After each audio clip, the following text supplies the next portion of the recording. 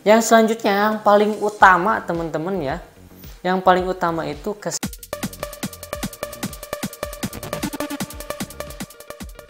Bismillahirrahmanirrahim. Assalamualaikum warahmatullahi wabarakatuh. Selamat datang kawan-kawan di channel Hobi Tasik ya.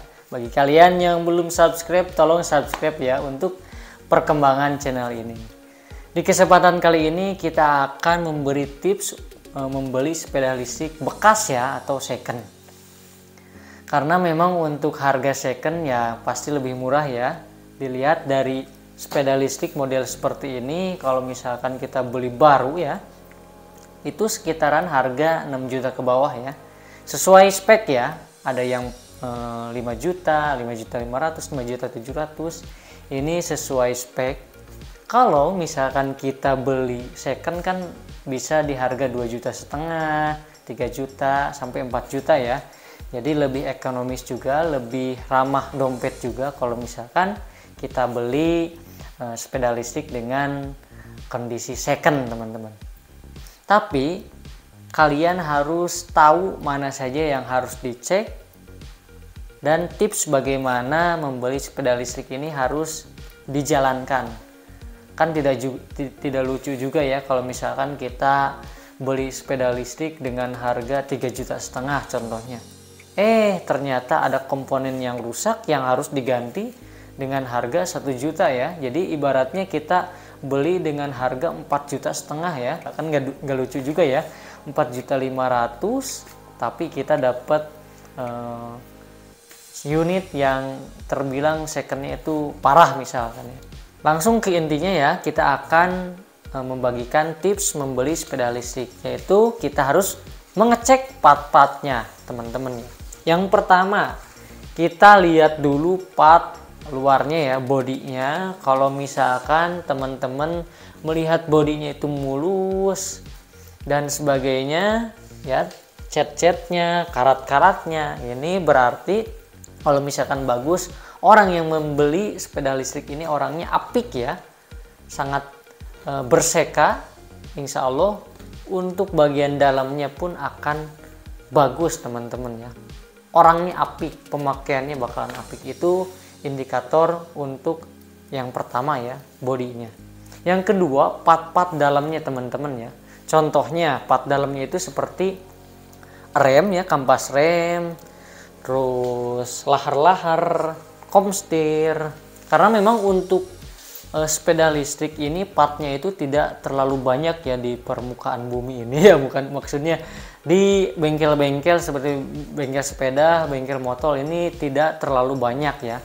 Kebanyakan kita harus beli online. Contoh selanjutnya itu kalau misalnya kampas rem kan tinggal dicoba langsung di rem apakah masih pakem atau tidak.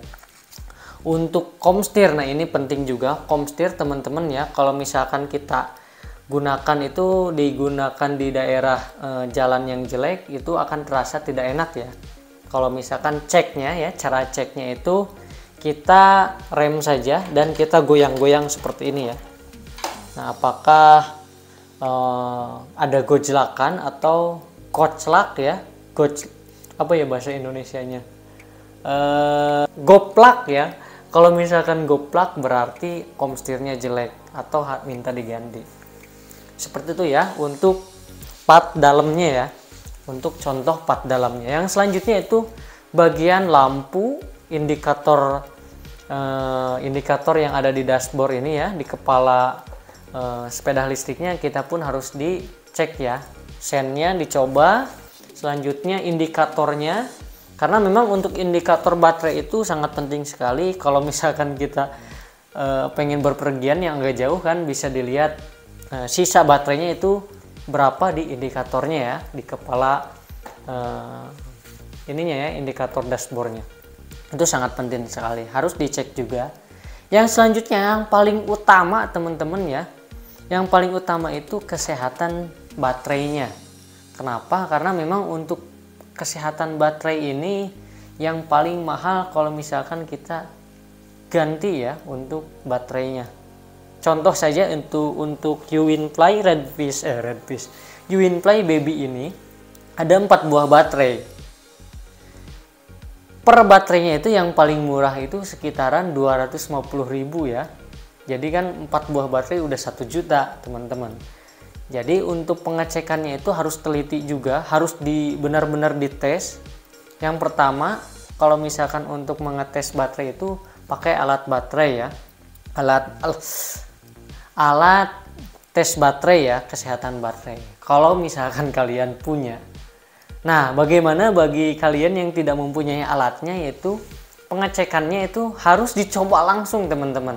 Contohnya ini dulu saya beli sepeda listrik ini, saya coba dulu, minta dulu ke penjualnya, "Bang, penuhin dulu untuk baterainya, akinya."